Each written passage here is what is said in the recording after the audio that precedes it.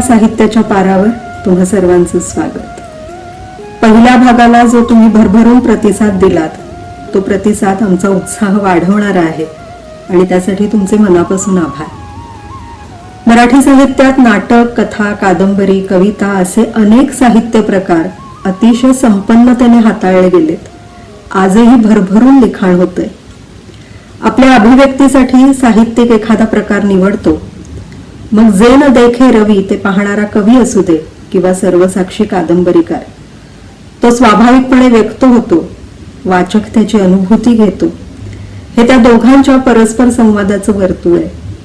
आज या संवादात सहभागी होण्यासाठी आलेले साहित्यिक आहेत मनोज बोरगावकर आणि संजय चौधरी.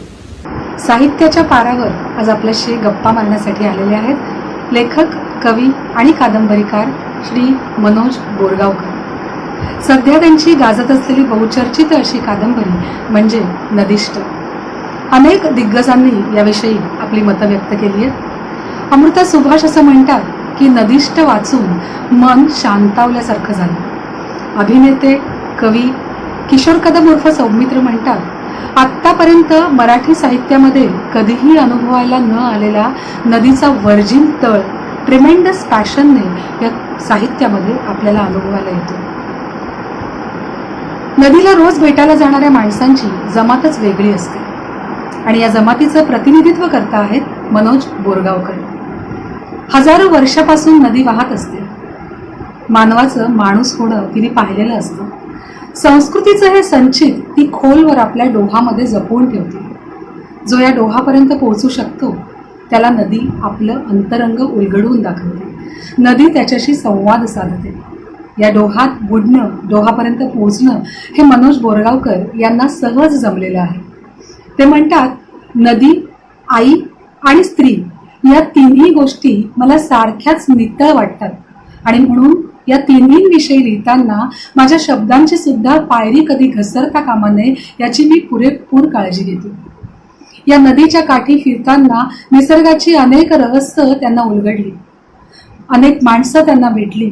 मानवी मनाचा खोल अंतरंगाचा त्यांना तळ घेता आला. हे सगळं नदीष्टमध्ये आपल्यापुढे उतरत जातं. कधी ते नदीच्या प्रवाहामध्ये वाहतात तर कधी नदी त्यांच्या अंतरंगामध्ये वाहते आणि या प्रवासामधून साकार होतं साहित्य शिल्प अर्थात नदीष्ट. पदवी आणि पदव्युत्तर पातळीवर आत्तापर्यंत मनोज बोरगावकर यांच्या कविता आपण अभ्यासलेल्या आहेत. नदीष्टच्या रूपाने आज ते कादंबरीकार म्हणून आपल्या समोर आले. या कादंबरीच्या मागची निर्मिती प्रक्रिया जी 15 वर्षाची प्रक्रिया आहे ती आपण त्यांच्याकडून ऐकूयात मनोज बोरगावकर यांना.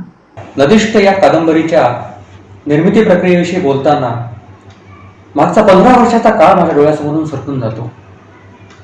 10 वर्ष आईने केलेली कॅन्सरची लढाई, तिचे जाणे आणि त्यानंतर गोदामाचे मला कवेत घेणे.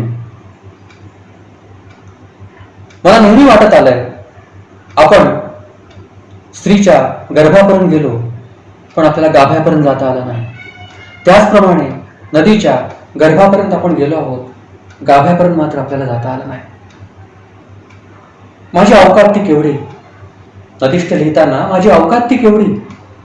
नदीचा 1-1.5 किलोमीटरचा पट्टा, त्या 1-1.5 किलोमीटरच्या पट्ट्यात मी केलेली मुसाफिरी, तिथं सापडलेली अनगिनत माणसं, अनगिनत अनुभव यांनी मला समृद्ध केलं आणि ती मला गवसलेली ओंजळभर नदी नदीष्टच्या रूपाने मी वाचकांसमोर ठेवली.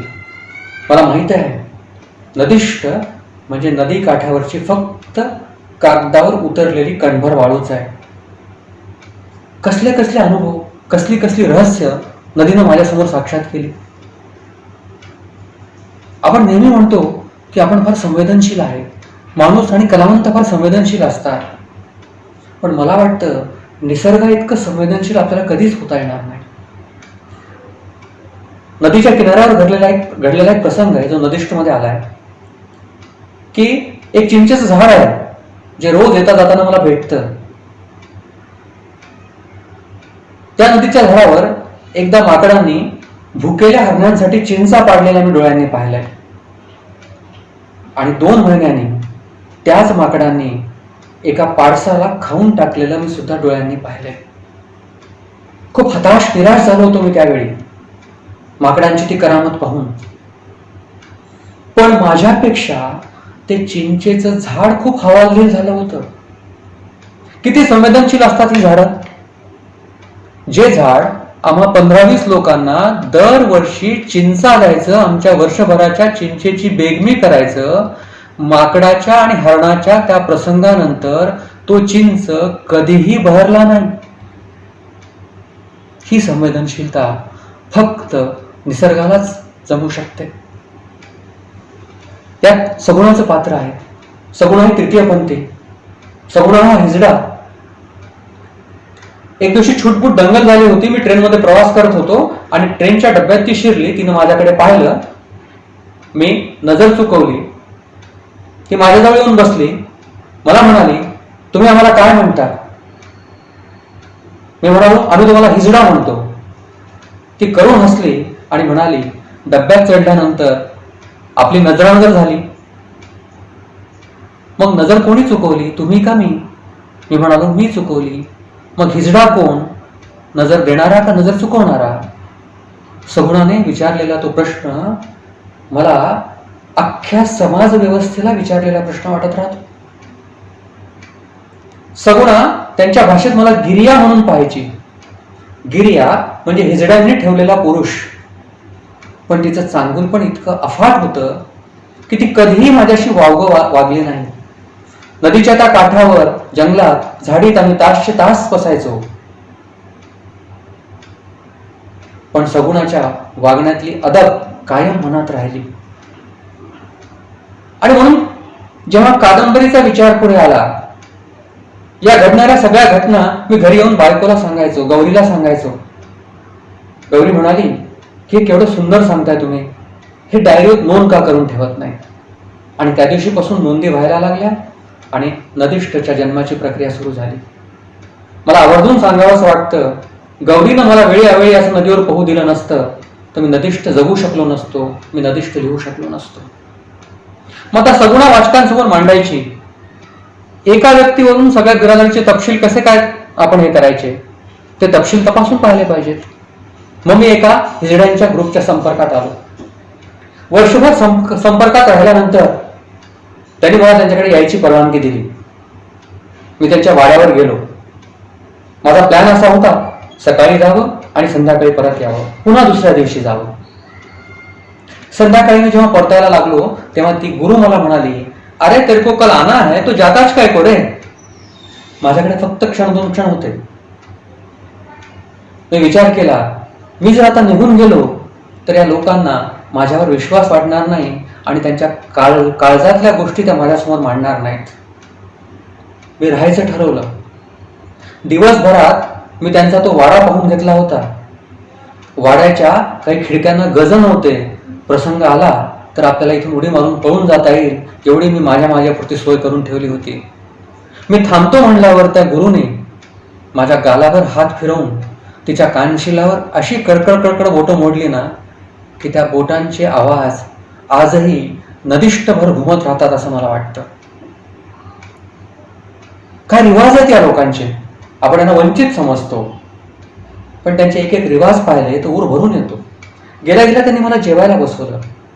मी डायनिंग टेबलवर जेवायला बसलो. 5 मिनिटं झाले, 10 मिनिटं झाले, कोणी वाढायलाच येईना. मग मी आवाज दिला, रानी कोई खाना परोसो ना. ती म्हणाली कि हमारे में रिवाज है, खाने वाले के सामने नहीं आते, जाने अनजाने में हम गिन लेते, उसने 1 निवाला खाया, 2 निवाले खाए, 1 रोटी खाई, 2 रोटी खाई, सामने वालों की नजर लगती है, इसलिए हम खाने वाले के सामने कभी भी नहीं बैठते. काय जगण्याचे रिवाज सांभाळलेत त्यांनी, समृद्ध केलं त्यांनी मला एका अर्थाने. आणि मग सगुणाकडून जे काही कळालं होतं त्यातले बरेचसे तपशील खरे आहेत हे माझ्या लक्षात आलं आणि नोंदी होत गेल्या.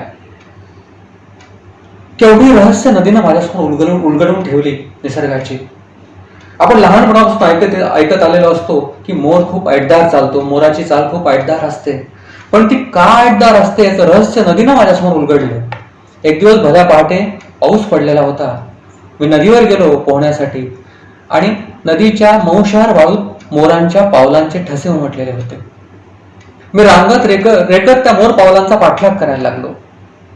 माझी चाहूल लागली की मोर वेगानं जायचे, पुन्हा सावकाश जायचे.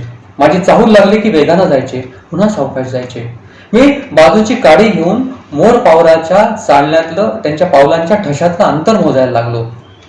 माझ्या लक्षात आलं की मोर वेगाने चालवत का हळू चालवत, त्यांच्या पावलांच्या ठशातलं अंतर कधीही बदलत नाही. आणि मग जगण्याची काही रहस्य उलगडत गेली. ऊन पाऊस थंडी वारा काही असो, नेमानं पाय टाकले मोरासारखे की जगण्याला कशी ऐट येते पोरा. निसर्ग अशी अनगिनत रहस्य आपल्यासमोर उलगडत असतो, आपल्याला एक समाधान देत असतो. नदी आपल्याशी बोलते, हा एक माझा समज आहे.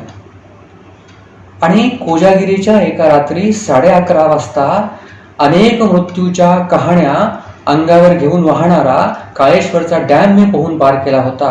आणि नदीत चांदणं कसं उतरतं याची अनुभूती मी त्या दिवशी घेतली होती. त्या दिवशी मला पहिल्यांदा जाणवलं की आपणच नदीत उतरतो असं नाही, कधी कधी नदी पण आपल्यात उतरते. अशा अनेक अनुभवांची कणभर वाळू ओंजळभर पाणी म्हणजे नदिष्ठ ही कादंबरी आहे. ग्रंथाली प्रकाशनाच्या सुदेश निलासपूरकरांनी अत्यंत सन्मानाने ही कादंबरी प्रकाशित केली. त्याबद्दल ग्रंथाली परिवाराचा मी मनस्वी आभारी आहे.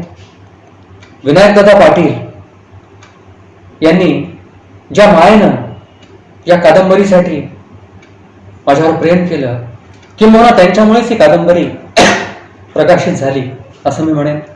रणधीर शिंदे सारख्या महाराष्ट्रातल्या थोर समीक्षकानं या कादंबरीवर मनापासून प्रेम केलं. संदीप काळे या मित्राचा उल्लेख केल्याशिवाय कादंबरीच्या निर्मितीचा हा प्रवास अर्धवट राहील. आपण सर्वांनी माझी ही ओंजळभर नदी स्वीकारावी. धन्यवाद. कादंबरी हे गद्यातलं महाकाव्य असतं. या संकल्पनेवर सर्वार्थाने खरी उतरणारी कादंबरी म्हणून नदिष्ठकडे पाहिला.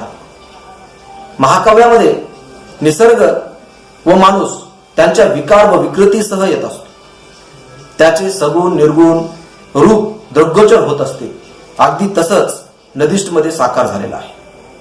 समाज परिघाबाहेरचं उपेक्षित जगणं जगणाऱ्या असंख्य माणसांच्या हृदयद्रावक चित्तर कथा, निसर्ग आणि माणूस यांचं आदिम नातं ही कादंबरी प्रकट करते. नदीवरील अपार निष्ठेतून ही कादंबरी साकार झालेली आहे. मानवी जगण्याचा आणि नदीचा सहसंबंध, माणसाच्या जन्मापासूनच्या प्रवासाची व नदीच्या उगमापासून ते प्रवाहीपणे वाहण्याची समसमानता, या सर्वांचा नेमका वेध मनोज बोरगावकर यांनी घेतलेला आहे. आपल्या भोवतीच्या विशिष्ट चाकोरीपासून माणूस निसर्गाच्या विशालतेकडे गेल्यानंतर त्याला उमजणारे समजणारे माणूसपण हे फारच थोर असते. ते थोरपण निसर्गा एवढेच अमर्याद असते. हे मनोज बोरगावकर यांनी अत्यंत सशक्तपणे मांडलेले आहे. खरं तर या कादंबरीमध्ये अनेक ठिकाणी नायकत्व घेण्याची शक्यता असतानाही लेखकाने ती कटाक्षाने टाळली आहे व नदीलाच या कादंबरीचं नायकत्व दिलेलं आहे. या कादंबरीमध्ये बामनवाड, सकिनाबी, तृतीयपंथी सगुणा, ही दादाराव, ही जी पात्र येतात ती सर्वार्थाने आपल्या माणूसपणाच्या आस्था विस्तारणाऱ्या आहेत. धन्यवाद. मनोजी, साहित्याच्या पारावर तुम्ही सहभागी झालात, इतकं मनमोकळं व्यक्त झालात त्याबद्दल मनापासून आभार. आपण भेटतोय संजय चौधरींना. कादंबरीचा आवाका असणारा आशय अल्पाक्षरातून अत्यंत प्रभावीपणे मांडण्याची ज्याची हातोटी आहे असं वर्णन केलं जातं कवी संजय चौधरींचं. माझे इवला हस्ताक्षर हा संजयजींचा पहिला कविता संग्रह. त्यानंतर त्यांचा दुसरा कविता संग्रह ग्रंथालीने प्रकाशित केला, ज्याला 8 मानाचे पुरस्कार लाभलेत. तो कविता संग्रह कविताच माझी कबर. या कविता संग्रहातून जगण्यातल्या विसंगतीचे, अस्वस्थतेचे, हरवलेपणाचे, एकटेपणाचे असे वेगवेगळे आयाम आपल्या समोर येतात. आपल्या अनुभवांशी अभिव्यक्तीशी अत्यंत प्रामाणिक असणारा हा कवी कवितेचं पसायदान मागतो. त्यांची लेखनाची उर्मी एखाद्या नदीसारखी प्रवाही आहे. म्हणूनच कविताच माझी कबर असं म्हणणाऱ्या संजय चौधरींच्या मनाच्या गाभ्यात कविता जिवंत आहे, जी रसिक अनुभवतात. आज ती प्रत्यक्ष त्यांच्याकडून ऐकूया, कवितेबद्दल ऐकूया. संजयजी, तुमचं स्वागत आहे. नमस्कार मित्रांनो, ग्रंथाली परिवारानं साहित्याच्या पारावर या नव्यानं सुरू केलेल्या उपक्रमामध्ये कविता वाचण्यासाठी म्हणून आज मला इथे बोलवलंय. ग्रंथाली परिवारातील सर्व सदस्यांचं या छोट्याशा कवितेच्या मैफिलीत मी मनपूर्वक स्वागत करतो. माझं येवलं हस्ताक्षर आणि कविताच माझी खबर हे 2 कवितांचे संग्रह आजवर माझे प्रकाशित झालेले आहेत. ग्रंथाली प्रकाशनानंच मे 2018 मध्ये कविताच माझी खबर हा संग्रह प्रकाशित केला. त्यातल्याच काही मोजक्या कविता आज मी कवितांच्या रसिकांसाठी आज आपल्यासमोर घेऊन येतोय. मित्रांनो, ही माणसाच्या एकटेपणाची, माणसाच्या तुटलेपणाची, त्याच्या आतल्या कोलाहलाची कविता या संग्रहामध्ये मी आणलेली आहे. वेगवेगळे 12 आयामातून ही कविता आपल्या समोर येते. माझ्या आतल्या इवल्या भिक्खूच्या कविता, किंवा कुठे असतील माझ्या बकऱ्या, किंवा आतल्या तगमगीच्या कविता, किंवा कविता येते मला शोधत, अशा शीर्षकानं या संग्रहामध्ये काही कविता आपल्या भेटीला येतात. बघूया कसं जमतंय. पहिली कविता मी सादर करतोय आपल्यासाठी. येणारा तर येतच राहतो शहरात, पण परत गेल्याचं एकही उदाहरण नाही. येणारा तर येतच राहतो शहरात, पण परत गेल्याचं एकही उदाहरण नाही. शहरात आलं की गावाकडची मायेची माणसं एक एक करून डिलीट होतात त्याच्या मेंदूतून, त्याच्याही नकळत. शहरात आलं की गावाकडची मायेची माणसं एक एक करून डिलीट होतात त्याच्या मेंदूतून, त्याच्याही नकळत. शहर घेतं ताबा थेट तुमच्या मेंदूचा. शहर घेतं ताबा थेट तुमच्या मेंदूचा. शेत, पाखर, विहीर, कणस, नदी, महारान आता पार नाहीसं झालेलं. शहर गारुड करतं तुमच्यावर, आणि तुम्ही आता शहराच्या हातातले कठपुतळी झालेले. शहर तुमच्या मेंदूत थाटतं नवं झगमगणारं रंगीत जग. शहर तुमच्या मेंदूत थाटतं नवं झगमगणारं रंगीत जग. मॉल्स, बिग बाजार, थिएटर्स इत्यादी इत्यादी वगैरे वगैरे. शहरात माणूस गहाण ठेवतो त्याचे हार्ड डिस्क. शहरात माणूस गहाण ठेवतो त्याचे हार्ड डिस्क. विसरतो जीवाभावाची नाती. एकदाचा शहरात आला की कायमचीच हरवते जन्म देणारी माय आणि आयुष्यभर पोचणारी माती. एकदाचा शहरात आला की कायमचीच हरवते जन्म देणारी माय आणि आयुष्यभर पोचणारी माती. तर खेडी ओस पडत चालली आणि शहराला सूज येत चालली. सगळी माणसं शहराकडे धाव घेत आहे, पण शहरात आल्यावर त्यांचं काय होतं, ही कविता त्या माणसाची मानसिकता घेऊन येते. बघा, दुसरी कविता आहे.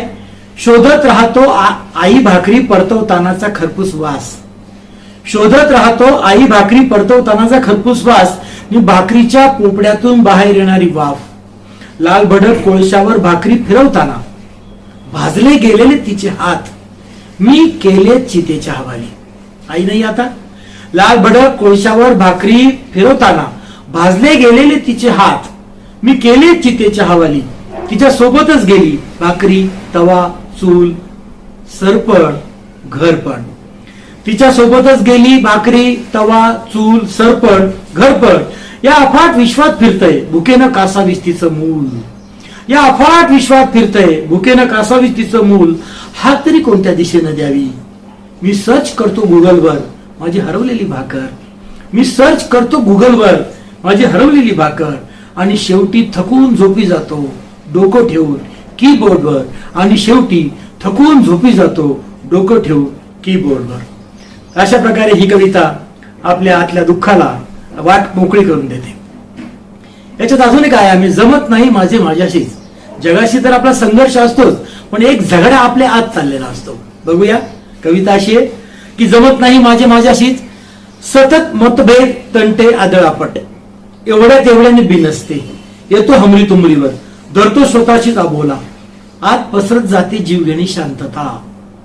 जमत नाही माझे माझ्याशीच, सतत मतभेद तंटे आदळापट, एवढ्या तेवढ्याने बिनसते, येतो हमरी तुमरीवर, धरतो स्वतःशीच अबोला, आत पसरत जाते एक जीवघेणी शांतता. पडून राहतो स्वतःचे मुटकुळे करून, एका कोपऱ्यात मी माझ्या आत पडून राहतो, स्वतःचे मुटकुळे करून एका कोपऱ्यात मी माझ्या आत. बाहेरची आरास होत जाते निरर्थक, बाहेरची आरास होत जाते निरर्थक. हे असं चालत राहिलं तर एक दिवस मी निघून जाईन माझ्यातून. हे असं चालत राहिलं तर एक दिवस मी निघून जाईन माझ्यातूनच. अशा या कविता मित्रांनो या संग्रहामध्ये आहेत. एक छोटी कविता बघा. स्वप्नांचे तुकडे. माणूस हा स्वप्न बघणारा प्राणी आहे. स्वप्नांचे तुकडे वेचावेत तर हात जखमी. स्वप्नांचे तुकडे वेचावेत तर हात जखमी, न वेचावेत तर पाय रक्तबंबाळ होण्याची शक्यता. स्वप्नांचे तुकडे वेचावेत तर हात जखमी, न वेचावेत तर पाय रक्तबंबाळ होण्याची शक्यता. सकाळी उठावे तर डोळे एकदम लाल भडक. सकाळी उठावे तर डोळे एकदम लाल भडक. स्वप्नांचे तुकडे बुबुळातून आरपार गेलेले. स्वप्नांचे तुकडे बुबुळातून आरपार गेलेले. किंवा अजून एक आयाम आहे आतल्या तगमुगीच्या कविता. एक 3-3.5 ओळीचा तुकडा आहे. कशाला सजवतात मिठाईची दुकानं एवढे हे लोक. कशाला सजवतात मिठाईची दुकानं एवढे हे लोक. या रस्त्यानं गरिबांची मुलंही शाळेत जातात हे त्यांना माहित नाही का. या रस्त्यानं गरिबांची मुलंही शाळेत जातात हे त्यांना माहित नाही का. अशी आत आपल्याला काहीतरी कालवाकालव करणारी कविता मी या संग्रहामध्ये घेऊन आलोय. अजून एक आयाम आहे. हे ईश्वरा माझे मुखे दिवस मला परत कर. आजकाल माणसाची जी कुचंबणा चालली त्याला बोलायचं ते तर बोलताच येत नाहीये. बघूया कविता काय म्हणते की फारच मजेत गेले माझे तेव्हाचे दिवस जेव्हा मला बोलता येत नसे. फारच मजेत गेले माझे तेव्हाचे दिवस जेव्हा मला बोलता येत नसे. बोलण्यानेच तर करून ठेवली सगळी पंचायत. आता वाटतंय उगाच शिकलो उच्चार आणि समजावून घेतले त्यांचे जीव घेणे अर्थ. फार मजेत गेले माझे तेव्हाचे दिवस जेव्हा मला बोलता येत नसे. बोलण्यानेच तर करून ठेवली सगळी पंचायत. आता वाटतं उगाच शिकलो उच्चार मी समजावून घेतले त्यांचे जीव घेणे अर्थ. तिसरंच काहीतरी बोलत राहावं लागतं आपल्या माणसाशी सुद्धा. जे बोलायचं असतं त्याच्याशी ते घेऊन यावं लागतं आपल्यासोबत आतड्यात लपवून त्याच्याकडून निघताना. अशा वेळी आस्वांना आणि शब्दांना वेगळं नाही करता येत. अशा वेळी आस्वांना आणि शब्दांना वेगळं नाही करता येत एकमेकांपासून. मी नुसताच वाहत राहतो किनारे हरवून. मी नुसताच वाहत राहतो किनारे हरवून दुःखाच्या महानदीसारखा. मी नुसताच वाहत राहतो किनारे हरवून दुःखाच्या महानदीसारखा. परतता येईल का मला माझ्या मुख्या दिवसात. परतता येईल का मला माझ्या मुख्या दिवसात. हे ईश्वरा माझे मुखे दिवस मला परत कर. हे ईश्वरा माझे मुखे दिवस मला परत कर. किंवा या सिरीज मध्ये कविता आहे की मी एक बिन महत्वाचा माणूस महत्वाचं काही बोलू पाहतोय. मी एक बिन महत्वाचा माणूस महत्वाचं काही बोलू पाहतोय पण काही अत्यंत महत्वाचे लोक काही बिन महत्वाचं बोलत आहेत. मी एक बिन महत्वाचा माणूस महत्वाचं काही बोलू पाहतोय पण काही अत्यंत महत्वाचे लोक काही बिन महत्वाचं बोलत आहेत आणि त्यांचाच ऐकण्याची सक्ती केली गेली माझ्यावर आणि त्यांचाच ऐकण्याची सक्ती केली गेली माझ्यावर. तर मित्रांनो कविता माझी कबर या संग्रहाच्या 2 आवृत्त्या झाल्या तुम्हाला माहिती आहे. आता 3री आवृत्ती येऊ घातली. या संग्रहाच्या शीर्षक असं का दिलं असे अनेक लोक मला प्रश्न विचारतात. तर या संग्रहाच्या शीर्षकाचा उल्लेख असणारी या संग्रहातली शेवटची कविता अशी आहे. कविता प्रदीर्घ मौन शब्दांमधल्या अंतरातलं अथांग पसरलेलं. कविता प्रदीर्घ मौन शब्दांमधल्या अंतरातलं अथांग पसरलेलं. कविता कोवळ्या ओठांनी केलेली व्याकुळ प्रार्थना अर्थाच्या अदृश्य ईश्वराची. कविता कोवळ्या ओठांनी केलेली व्याकुळ प्रार्थना अर्थाच्या अदृश्य ईश्वराची. कविता अंतरातून उमळणारा सच्चा स्वर. कविता अंतरातून उमळणारा सच्चा स्वर. खोदून पाहाल माझी कोणतीही कविता तर आत मीच निजलेला कवितात माझी कबर. खोदून पाहाल माझी कोणतीही कविता तर आत मीच निजलेला कवितात माझी कबर. कविताच माझी कबर. संजय चौधरी यांचा कविताच माझी कबर हा कविता संग्रह आणि माझ्या मते हा आजच्या काळातला अत्यंत महत्वाचा असा कविता संग्रह असं मला म्हणावंसं वाटेल. ह्या संग्रहाविषयी मला एक आठवण सांगावीशी वाटेल की चौधरी सरांचा माझं इवलं हस्ताक्षर मी वाचला होता, अनेकदा वाचला होता आणि तोही मला अत्यंत आवडता असा कविता संग्रह. त्यातल्या अनेक कविता मी कार्यक्रमांमधनं सादर करायची आणि कवी म्हणून मला त्यांच्याविषयी खूपच आदर होता आणि मी त्यांना कवितेचं पानचा एपिसोड करण्यासाठी फोन केला, तारीख ठरवली आणि त्यांनी मला सांगितलं की माझा नवीनच अजून एक संग्रह प्रकाशित झालाय, त्याची प्रत मी तुम्हाला पाठवतो.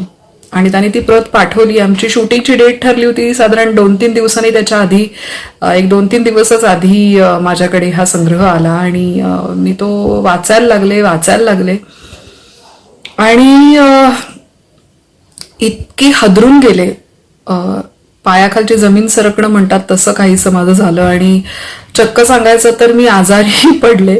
कारण आणि ते शूटिंग मला पुढे ढकलायला लागलं, हे चौधरी सरांना पण माहितीये.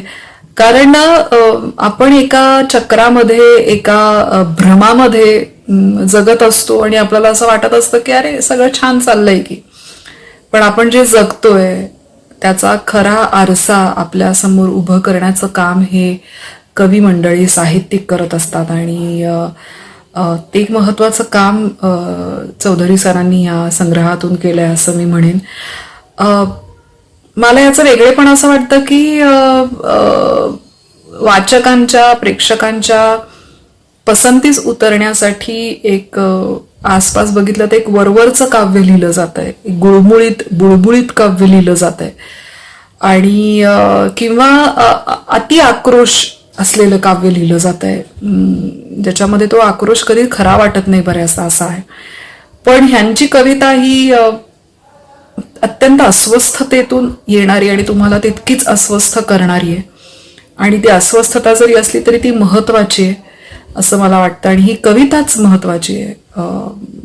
कवितेचं पानचा एपिसोड करताना मी ठरवलं होतं आधी की माझं इवलं हस्ताक्षर आणि कबर यातल्या काही कविता घ्यायच्या.